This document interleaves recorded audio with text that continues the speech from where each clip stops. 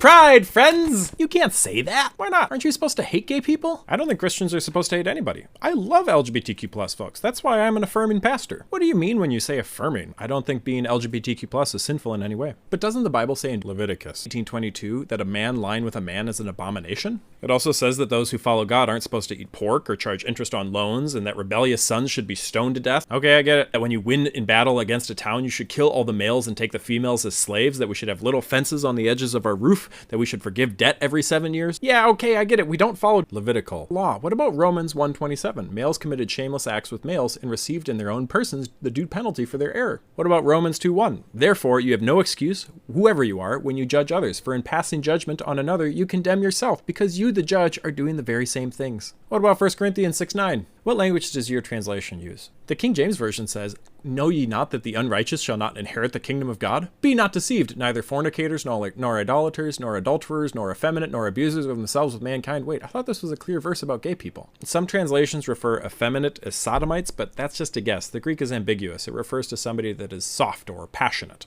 The Bible does not seem to say what I was told it said.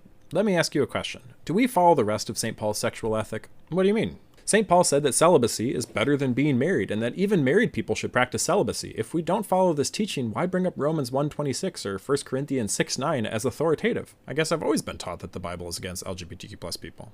If that was so important, why didn't Jesus say anything about it? He talks about in marriage how men and women become one flesh. That's descriptive, not proscriptive. Jesus never really addressed the issue directly, only obliquely in Matthew 19, where he encourages his disciples to accept eunuchs. What's a eunuch? Somebody who was born biologically male but had their testicles removed. Were they treated differently because of that? Yeah, they weren't allowed into the temple and faced discrimination. But Jesus told his disciples to welcome them? Yes, and we see that practiced in Acts 8, where St. Philip baptized a eunuch without any caveats. So Jesus and the early church welcomed people who were considered outsiders because of their sexual identity? Yes, that's why I want to say